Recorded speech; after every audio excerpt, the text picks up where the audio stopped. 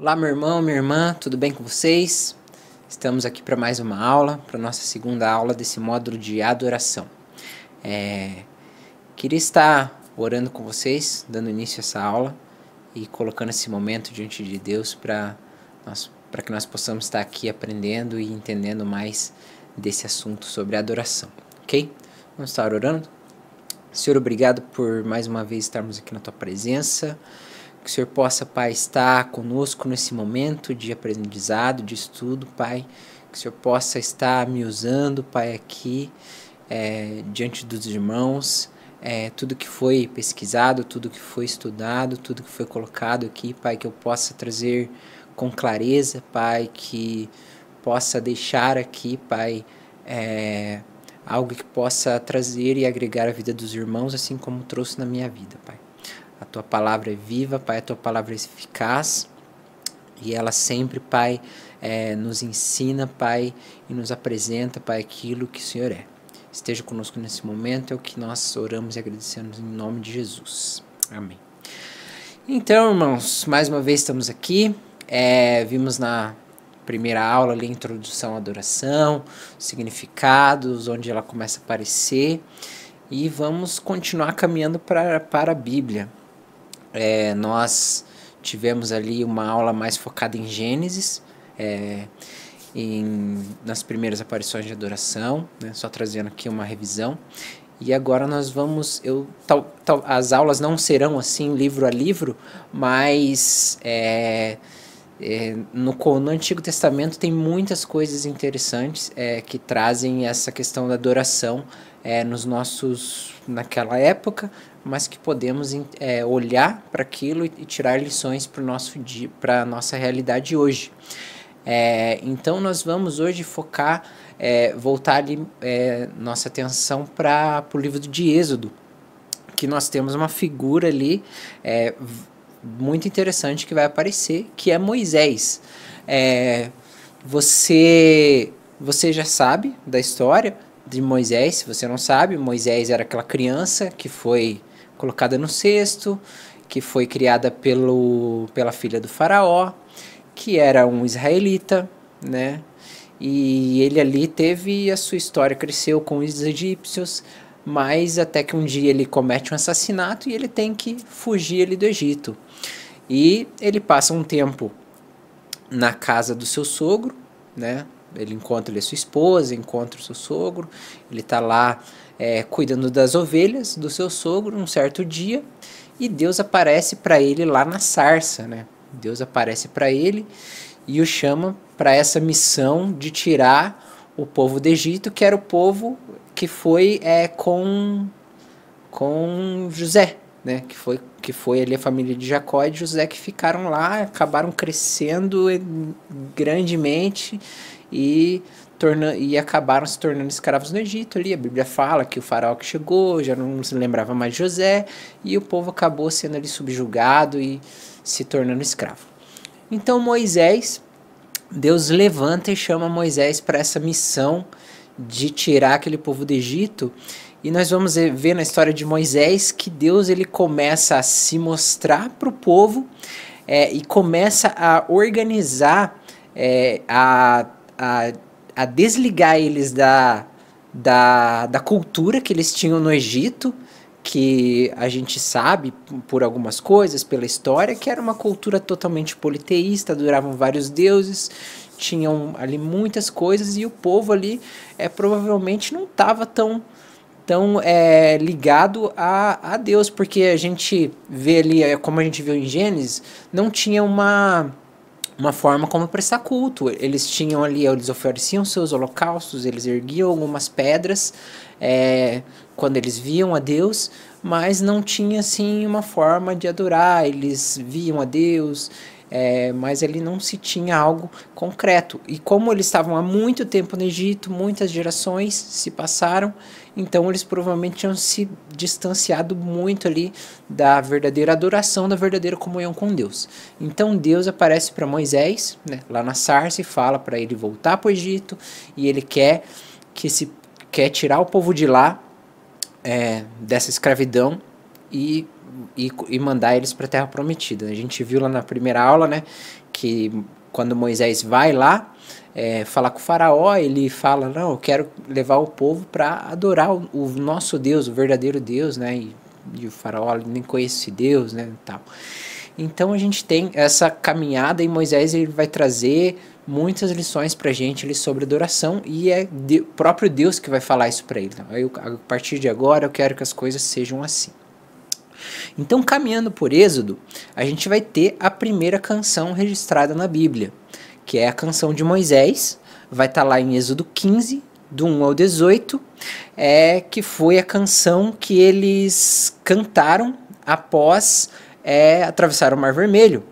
Eu não vou ler tudo aqui, vou ler alguns versículos, mas depois você pode ler lá em Êxodo 15, do 1 ao 18.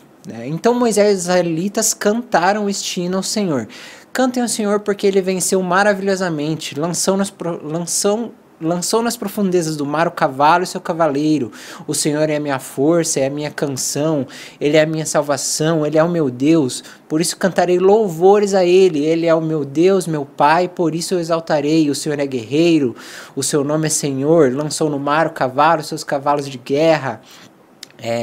Os seus melhores oficiais morreram afogados no Mar Vermelho. As águas cobriram e desceram direto para o fundo com a pedra. O Senhor, a sua mão direita é majestosa em poder. Senhor, a sua mão direita despedaçou o inimigo. Na sua grandeza, na sua majestade derrubou os que levantaram contra o Senhor. Enviou seu furor que consumiu seus inimigos como fogo consome palha. Com o sopro de suas narinas, as águas se amedrontaram, as águas turbulentas ficaram firmes como uma parede. As águas profundas se solidificaram no coração do mar. O inimigo dizia, vou prosseguir e alcançá-los, e repartirei os bens que conseguirei tomar com a espada e os destruirei. Mas o Senhor enviou seu sopro e o mar os encobriu. Afundaram como chumbo nas águas profundas. Quem entre os deuses é semelhante ao Senhor? Quem é como o Senhor? Quem é majestoso em santidade? Quem é terrível em seus feitos gloriosos? Quem realizará maravilhas como o Senhor? O Senhor estendeu sua mão direita e a terra os engoliu. Por causa do seu amor guiou o povo que libertou com o seu poder e conduziu o seu povo a um lugar santo e escolheu para morar. E o texto segue aqui, né? E a gente vai ter que também a gente tem essa primeira aparição de uma canção descrita na Bíblia ali, maravilhosa, né? A gente vê que ele relatando poder, com sua mão direita, que com seu sopro o mar se solidificou como parede. Então a gente vê ele destacando toda a maravilha de Deus ali que eles viram. E a gente também vai ter a canção e uma expressão de dança da Miriam, né, que as crianças cantam. A gente tem a canção, né, infantil, Miriam dançou na presença de Deus, e tá aqui em Êxodo 15, lá a partir do 20 e 21, que é bem pequena, que fala ali que Miriam e as mulheres pegaram tamborins e ficaram profetizando ali e cantando. Tá lá em Êxodo 15, 21, vai estar. Foi esta canção de Miriam. Cantem ao Senhor, porque ele triunfou maravilhosamente. Precipitou no mar o cavalo e o seu cavaleiro.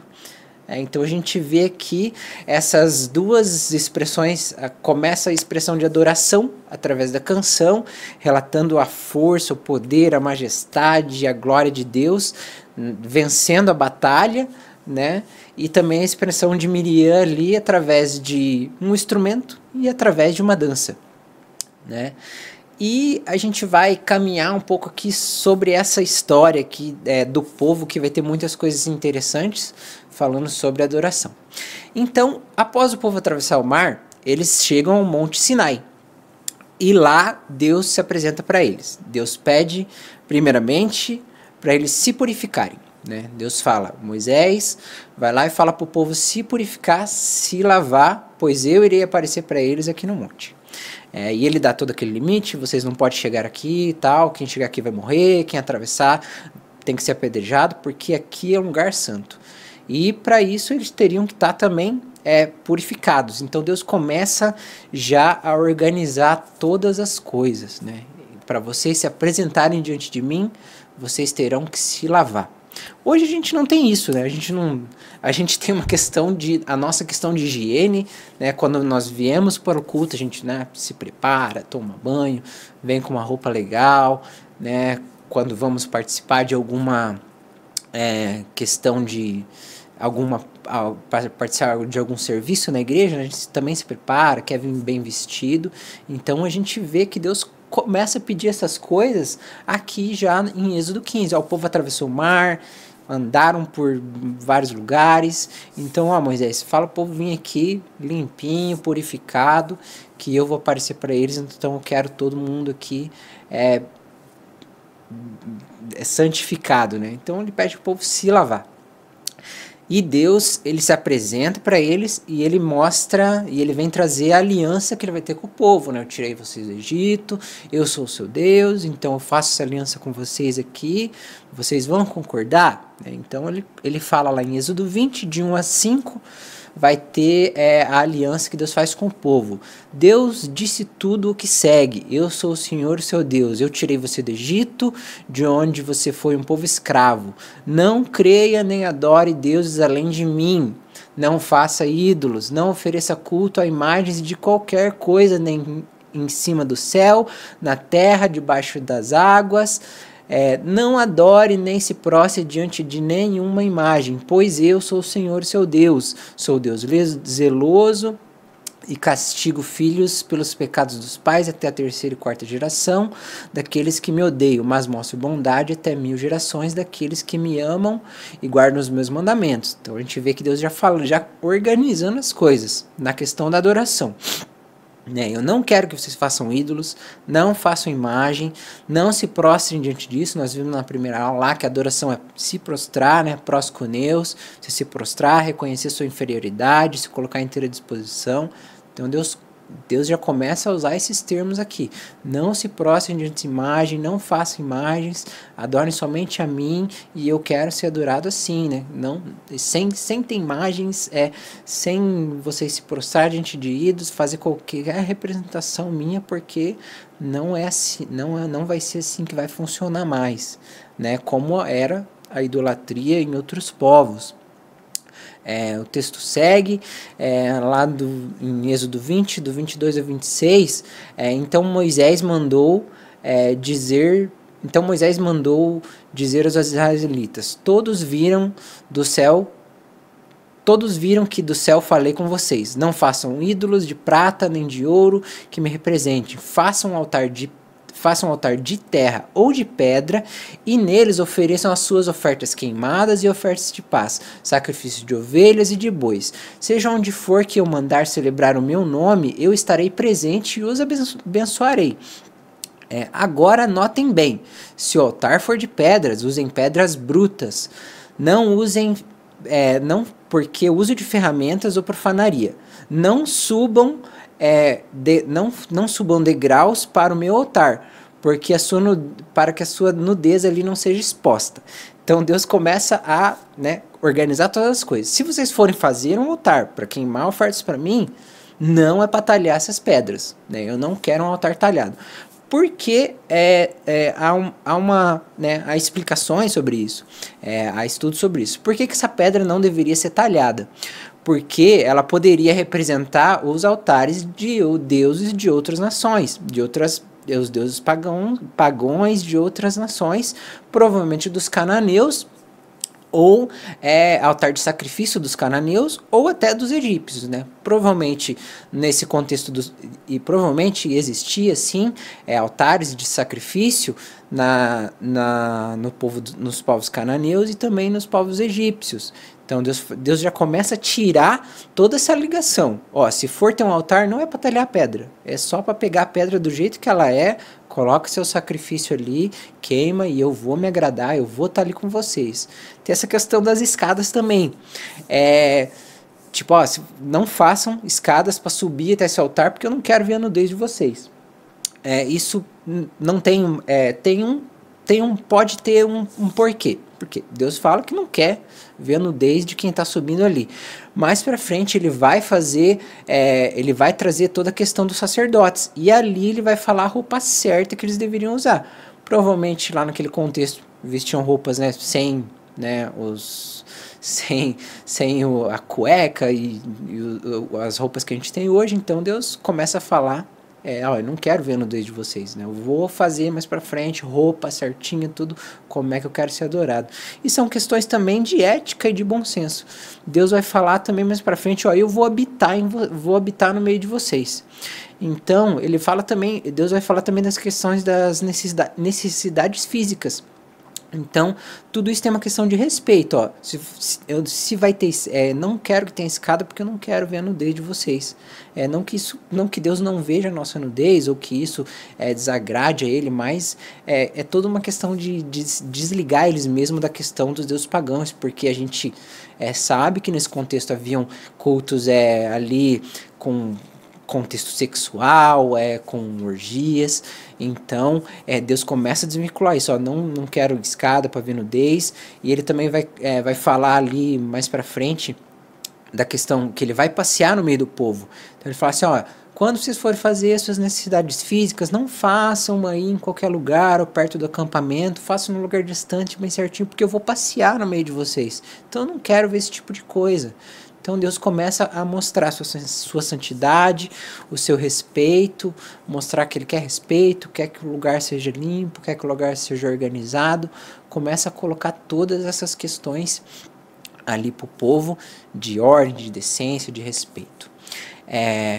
E a gente vai seguir para o texto, lá em Êxodo 24:1, Deus vai chamar Moisés, vai chamar Arão, vai chamar Nadab e Abiú, e mais 70 líderes para eles subirem o Monte Sinai. Então eles vão subir o Monte Sinai e lá Deus vai falar com eles. Lá em Êxodo 24, do 1 ao 2 vai dizer: Deus continuou falando a Moisés, dizendo: subam o monte para se apresentar ao Senhor, você, Arão, Nadab, Abiú e mais 70 líderes de Israel, mas adorem à distância, só Moisés pode se aproximar do Senhor, os outros ficarão de longe e o povo não deve subir. Então Deus já começa a separar ali quem ele queria na direção da adoração, na direção do culto, na direção da organização do povo, né? Moisés, família de Arão, que seriam os sacerdotes, são todos da tribo de Levi, e mais 70 líderes do povo, né? Separa ali mais 70 líderes das tribos, de cada tribo, de cada organização que eles tinham ali, né? Para subir lá e para todo mundo ouvir, para não dizer aquilo lá, Deus só falou com Moisés, e será que é isso mesmo? Né? Como a gente tem a passagem de... onde Arão e Miriam e Arão, né, contestam, será que Deus só está falando com Moisés mesmo? Ele sobe lá, vem e fala essas coisas, será que é isso mesmo? E ali Deus se mostra e pune Miriam, né? Ela fica leprosa e é afastada do acampamento. Então Deus já começa a trazer mais testemunhas para não ficar aquilo que Deus só falou aquilo com Moisés, será que é isso mesmo? Então tem mais gente lá para provar. E é bem interessante essa parte, porque Moisés ele vai pedir para que alguns moços peguem alguns animais, eles vão oferecer esses animais, Moisés vai separar o sangue desses animais em duas bacias. Uma bacia ele vai derramar no altar, e outra bacia uma parte do sangue ele vai derramar no altar, e outra parte do sangue ele vai aspergir pelo povo, né? O texto fala que ele derrama. Né? Então a gente vê lá, isso é uma questão que Deus tá trazendo ali a aliança, né? Ele vai falar, a aliança é essa, vocês aceitam? O povo aceita. Então ele vai pegar e vai fazer essa consagração, né? Então o texto fala lá em Êxodo 24:8, então Moisés pegou as bacias, derramou o sangue sobre o povo, dizendo: este é o sangue da minha aliança, que o Senhor fez com vocês de acordo com os termos que acabei de ler. Isso lembra alguma coisa para vocês? Este é o sangue da minha aliança. A gente vai ver em Jesus lá, esse é o sangue da nova aliança. Hoje nós temos a ceia que representa o sangue da aliança que Deus fez conosco através da sua morte. Então ali nós tínhamos um animal sendo morto, naquele contexto, para trazer expiação pelos pecados e para firmar uma aliança com o povo. Nós temos em Jesus a aliança final, né? Deus morreu pelos nossos pecados, ele foi o cordeiro imolado ali, o cordeiro perfeito e último, né? A partir dali não temos mais sacrifícios, porque Deus fez o sacrifício perfeito, total, pelos nossos pecados e pela nossa vida, né? Então Deus faz essa aliança com o povo e eles sobem para o monte. E aqui tem uma coisa bem legal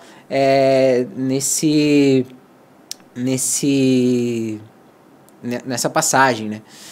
Então Moisés, o Arão, Nadab, Abiú e 70 oficiais subiram ao monte e viram o Deus de Israel, cujos pés estavam pisando num pavimento de pedras e safira.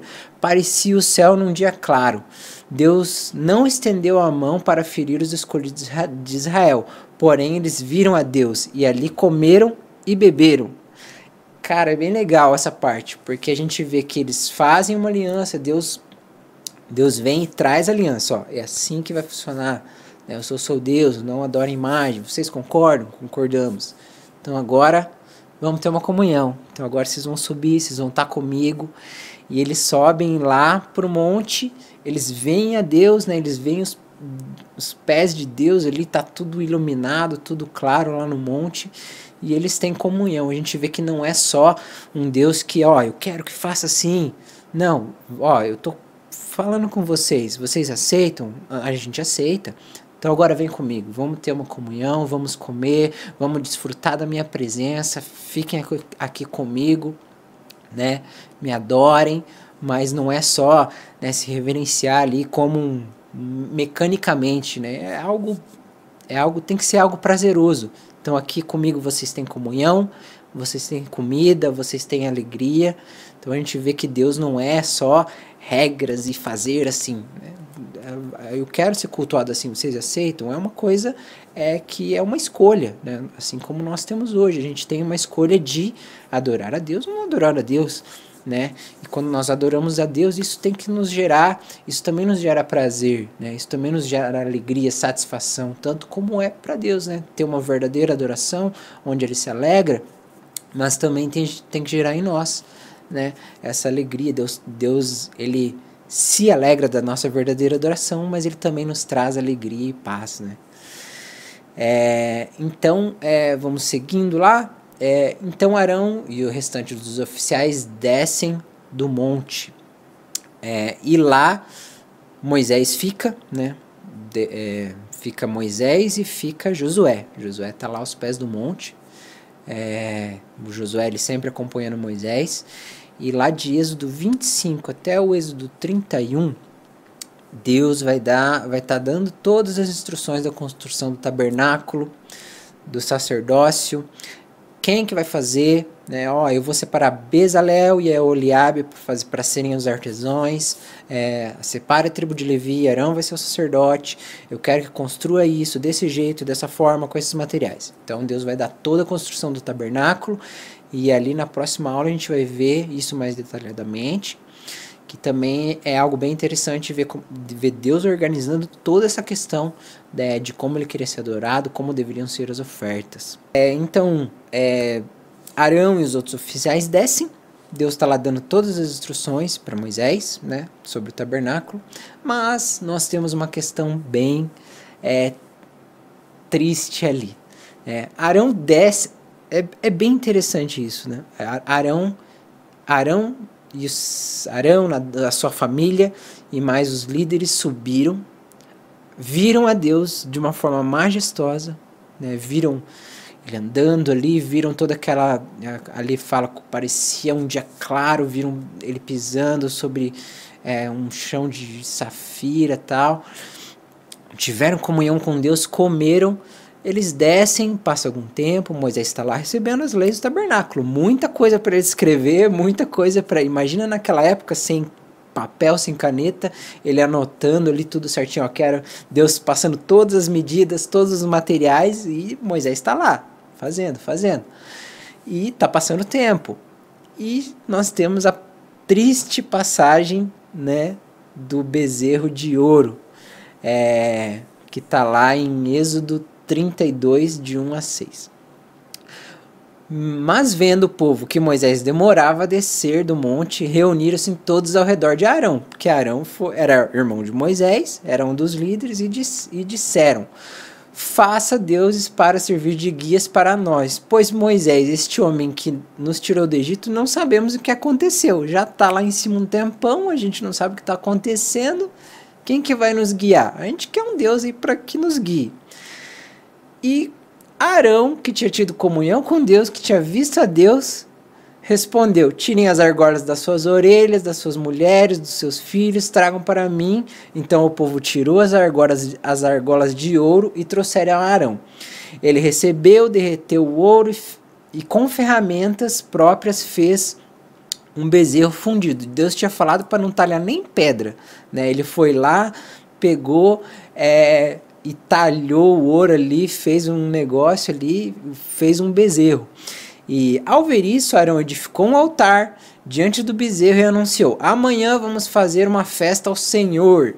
No dia seguinte, todos levantaram cedo e ofereceram suas ofertas queimadas e ofertas de paz ao bezerro de ouro. O povo assentou-se para comer e beber e levantou-se para divertir-se. Arão, novamente, Arão que tinha visto a Deus, tinha tido comunhão com Deus, fez tudo o contrário que Deus tinha falado para fazer. A gente já leu isso, mas vou ler de novo, né? Que essa foi a aliança que Deus fez com eles antes, perguntou para eles: vocês concordam com isso? Vocês concordam? Se vocês concordam, então vamos subir lá comigo, vamos ter comunhão. Né? Que foi lá em Êxodo 20, do 1 ao 5. Deus disse o que segue: eu sou o Senhor seu Deus, que tirei vocês do Egito. Né? O povo fala ali: não sabemos, faça deuses para nós, para que nos guiem. O povo fala para Arão, né? Façam deuses que nos guiem, porque esse Moisés que nos tirou, a gente não sabe. A gente quer outro Deus que nos guie, que a gente veja que nos tirou do Egito, né? E é ali em Êxodo 20, que foi a aliança que Deus fez com eles, né? Fala, né? Eu sou o Senhor seu Deus, que tirei vocês do Egito. Vocês foram por escravo, não creiam nem adorem outros deuses. Além de mim, não façam ídolos, não ofereçam cultos a imagens, a qualquer coisa, na terra, no céu. Não adorem nem se prostrem diante de nenhuma imagem, pois eu sou o Senhor seu Deus, Deus zeloso. Né? Então a gente vê ali que Arão faz totalmente o contrário do que ele tinha acabado de ouvir ali há poucos dias do Senhor: fazer um bezerro de ouro. Ele mesmo faz, né? E aqui tem tem algumas coisas que a gente pode olhar para essa situação do bezerro, né? Ele fez um bezerro de ouro, né? A Bíblia fala que ele fez algo parecido com um bezerro. E aqui a gente tem uma questão que esse bezerro, ele podia estar vindo do contexto do Egito, do contexto dos deuses pagãos do Egito. Pode ter uma relação com um deus deles chamado Boiapis, né? Então ele pode ter construído algo ali voltado para isso, né? Lembrando do que ele via lá, do que ele presenciava lá. E esse Boiapis, ele tinha relação, era um deus relacionado à força, né? A gente vê que um boi é grande, é forte, um touro ali, né? Ele representa isso. E também a fertilidade. Então, alguns estudos, né? Alguns estudiosos dizem que essa festa também poderia estar relacionada a isso, né? A algo como relacionado a um contexto sexual ali também, né? Que eles adoraram ao boi, trouxeram ofertas ao boi e depois fala ali que eles, né, festejaram, né? Que lá em Êxodo 32, no último versículo, né? No dia seguinte, todos levantaram cedo e ofereceram ofertas queimadas e ofertas de paz ao bezerro de ouro. O povo assentou-se para comer e beber e levantou-se para se divertir. Então, é muito triste, né? Essa parte que a gente vê, né? O pecado novamente entrando, distorcendo tudo. Eles voltando para as práticas antigas de adorar um bezerro de ouro, de voltar os olhos para o passado, né, de uma adoração a um outro Deus, e também cair nesse pecado, talvez ali relacionado uma orgia ou algo assim. É possível que isso tenha acontecido naquele contexto, pelo fato de ter essa relação com esse boi ápis que representava isso. Moisés está lá no monte, recebendo todas as leis, e aí Deus já vê tudo que está acontecendo, se entristece, se ira, e já fala com Moisés, e Deus ali já se ira e já fala, ó, esse povo já não é meu povo. Ó Moisés, desce lá que o seu povo tá se corrompendo, já fizeram outros deuses, fizeram tudo que eu falei para não fazer. Né? Tá lá em Êxodo 32, do 7 ao 8. Então o Senhor disse a Moisés, desça pois o seu povo, o povo que você tirou do Egito, se corrompeu. Então Deus já não quer mais ligação com esse povo. Olha, Moisés, é teu agora. Ele se corrompeu e despreza e depressa se desviou do caminho que eu havia ordenado. Né? Deus fala, não façam deuses, não façam nada, não se prostrem. Então, e eles foram lá e fizeram todo o contrário da aliança que eles tinham concordado ali, feito com Deus lá no Monte Sinai. Fez o bezerro de ouro e ofereceu sacrifícios. Além disso, o povo de Israel diz, este é o seu Deus que tirou você do Egito. Né? Eles estavam falando ali, ó, esse bezerro de ouro que nos tirou do Egito, né? Não é mais o Deus que fez a aliança, não é o Deus que apareceu para Moisés, não é o Deus que a gente concordou que o sangue foi aspergido sobre nós, derramado sobre o altar, não é mais esse Deus, é esse boi aqui que tirou a gente do Egito. A gente vê essa passagem triste assim, do povo já se corrompendo e já se deixando levar, né, pelo pecado, pela imoralidade, desviando seus olhos do verdadeiro Deus, da verdadeira adoração, da verdadeira comunhão que eles tinham tido ali há poucos dias, né? E Deus já se afasta, já quer se desligar do povo, já fala, Moisés, esse povo é teu, esse povo aí que você tirou, esse povo já se corrompeu, vai lá e eu não vou mais estar com ele, né? Então a gente tem, seguindo o texto ali, você pode ler depois, ali está em Êxodo do 25 ao 30 e até lá quase o 40, tem todas essa história. Então Moisés intercede pelo povo, fala, não Deus, poxa, se você não for com a gente, né, risca o meu nome no livro da vida, esse povo é teu, tal. E a gente vê que Moisés, ele apela para a própria palavra de Deus, né? Ele fala assim, Deus, o Senhor tirou esse povo do Egito. Se o Senhor não acompanhar esse povo, se o Senhor não levar eles para a terra que o Senhor falou que ia levar, se esse povo morrer aqui, as outras nações vão ver que o Senhor é um Deus que não cumpre essa palavra. Então Deus ali, ele volta e pede para Moisés descer, e a gente tem o arrependimento, mas acompanhado do arrependimento a gente tem a justiça de Deus. Né? A gente vai ver que Moisés desce, né? Então lá em Êxodo 32, do 25 em diante, a gente vai ver que a intervenção aqui dos levitas, a gente vai ver aqui que quem não adorou, né, quem não ficou diante desse bezerro, né, não foi todo o povo. Né?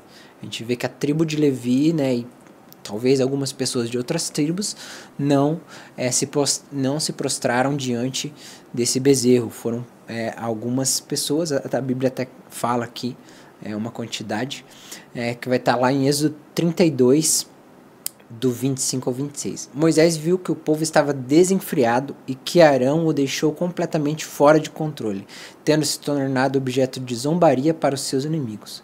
Então ficou em pé à entrada do acampamento e disse, quem é do Senhor, vem até mim. Logo foram para perto dele os filhos de Levi. Então a tribo de Levi, que a gente vai ver também em uma das nossas aulas, né? Vamos ter mais detalhadamente sobre os levitas, sobre a tribo de Levi. Então a gente vai ver que logo eles já foram para Moisés. Eles eram um povo consagrado, um povo que se dedicava à adoração do verdadeiro Deus. E disse Moisés a eles, assim diz o Senhor de Israel, pegue cada um a sua espada, percorra o acampamento de ponta a ponta e de volta, de porta em porta, e mate cada um o seu irmão, o seu amigo e o seu vizinho.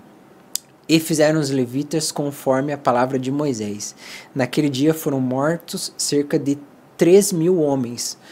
Moisés então falou aos levitas: hoje vocês se consagraram ao Senhor, pois nenhum de vocês poupou o seu filho ou o seu irmão, de modo que o Senhor os abençoou. Então a gente vê o zelo, o respeito e a devoção da tribo de Levi, dos levitas, para com a adoração ao verdadeiro Deus, né? Moisés falou: ó, vocês vão eliminar esse pessoal aí, nem que seja seu irmão, seu filho, seu pai, seu parente, seu amigo, eles têm que ser eliminados. Então foram cerca de 3.000 ali que os levitas tiveram que matar. Então a gente vê aqui nesse contexto, né, toda a importância de você estar voltado para aquilo que Deus falou, voltado para as Escrituras, voltado para a verdadeira adoração, voltado para um único Deus, né? A gente vê a importância de não se afastar dos mandamentos, de não se afastar daquilo que Deus falou, né? A gente vê, eles estavam ao pé do Monte Sinai, Deus fez uma aliança com eles: ó, vocês não podem adorar deuses, vocês não podem se prostrar, vocês não podem fazer imagens, mas eles foram lá e fizeram, né? Aí a gente vê que a gente não pode colocar outra coisa no lugar de Deus, né? Não pode colocar outros deuses no lugar de Deus, não pode colocar outro altar no lugar que Deus...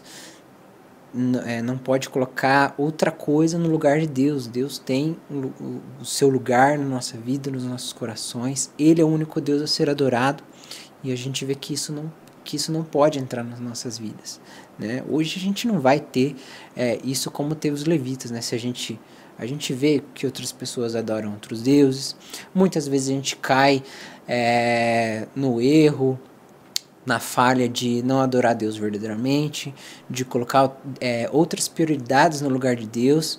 E a gente não vai ter isso, né? Não vai ter um irmão da igreja vindo ali matando a gente, porque a gente não está adorando a Deus como foi com a tribo de Levi, como a tribo de Levi fez.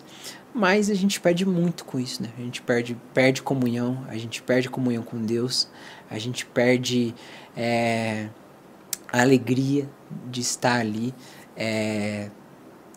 com Deus, o adorando e desfrutando da sua presença. A gente vê também nessa passagem de Êxodo que muitas vezes a gente está num momento extraordinário com Deus, a gente participar de um culto maravilhoso, a gente ter um louvor assim com uma música que nos toca, ter pessoas ali ungidas, ter uma palavra fenomenal que atinge o nosso coração, que muitas vezes a gente participa e presencia tudo isso, mas que a gente pode sair dali e esquecer disso facilmente, né? Como foi ele com o povo. Eles estavam ao pé do monte, Arão, seus filhos, os 70 líderes subiram, tiveram comunhão com Deus, tiveram um momento maravilhoso com Deus, mas desceram lá e Arão se deixou levar. É como a gente fala, né, muitas vezes, a gente vem no culto no domingo, mas sai do culto no domingo, na segunda-feira a gente esquece e a gente se desvia e vai para qualquer outro lugar, se esquece de Deus, se esquece de estar na presença dele, se esquece de buscar ele. A gente vê aqui, né? Eles subiram, tiveram comunhão com Deus, viram a glória de Deus, participaram de momentos maravilhosos, mas Arão desceu e tão logo ali o povo o influenciou. Arão, faz Deus aí, porque a gente não sabe o que aconteceu com Moisés e tal. E Arão fez, se deixou levar. Arão, que tinha visto a Deus, tido comunhão com Deus, se deixou levar pelas palavras do povo, de um povo rebelde. E muitas vezes isso pode acontecer conosco, né? Como eu disse, a gente participa de cultos maravilhosos, a gente vê louvores lindos, a gente ouve uma palavra que entra no nosso coração e nos fala, e a gente está ali: amém, Senhor, fala a Deus, é isso, eu te amo, eu te adoro. Mas chega na segunda-feira, a gente se deixa levar pelos grupinhos no trabalho, por palavras torpes, nós não temos comunhão com Deus, né? Nos focamos nos nossos prazeres, né? De ver TV, de colocar outras coisas no lugar do Deus verdadeiro, né? Não estou falando aqui que você não pode, né, ter o seu momento de lazer, de ver uma série, de algo assim, mas Deus tem que estar presente na nossa semana, né? Na nossa leitura, no nosso devocional, na nossa adoração com Ele. A gente vê aqui a relação também de dois irmãos. Assim como foi em Caim e Abel. A gente vê que Caim e Abel também estavam diante de Deus, também viram a Deus, também prestaram adoração a Deus. Deus recebeu apenas a de Abel e não a de Caim. E a gente vê que também Moisés e Arão, dois irmãos que estavam em comunhão com Deus, que desfrutaram da presença de Deus, mas Arão desce e se deixa influenciar. Mas a gente vê que Deus já entrando com a sua misericórdia, Deus entrando aqui e vendo o coração de Arão. Você vai ler lá que quando Moisés desce, já Moisés fala, Arão fala, meu senhor, esse povo aqui que mandou eu fazer. E ele dá meio ali uma desculpa, eu joguei aqui e saiu isso. Mas a Bíblia fala que ele que fez, né? Ele que talhou. Como é que você pode jogar lá no fogo e sair algo parecido com um bezerro? É muito difícil isso acontecer, né? Então, mas a gente vê que ele se arrepende, né? E Deus ali derrama sua misericórdia. A gente já vê as coisas mudando. A gente já vê um Deus que atende e reconhece, né? Caim não se arrependeu, né? Não se arrependeu e não se colocou diante de Deus ali.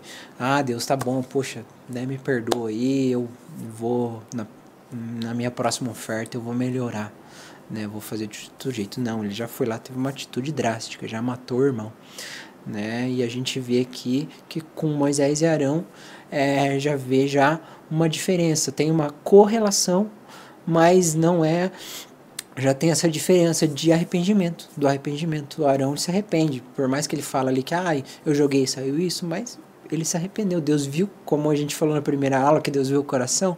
Deus viu o coração dele, que ele provavelmente se arrependeu ali, porque ele não foi punido, né? Porque Moisés fala para os levitas matarem todos que adoraram e que se prostraram diante desse bezerro, e eram os levitas. Arão não foi morto, então provavelmente ele se arrependeu. Não dá para saber exatamente tudo que aconteceu. A Bíblia não fala que Arão ficou lá recebendo as ofertas e adorando também a Deus. Talvez ele já, quando ele viu todo aquele contexto, ele já deve ter começado, acho que fiz algo errado aqui, né? E ele já começa a se arrepender e já começa a colocar a culpa no povo. Então, essa é a nossa aula, irmãos. Essa foi a nossa segunda aula, falando sobre Moisés, falando sobre Deus de aliança, um Deus que faz aliança com o seu povo e um Deus que começa a organizar as coisas, né?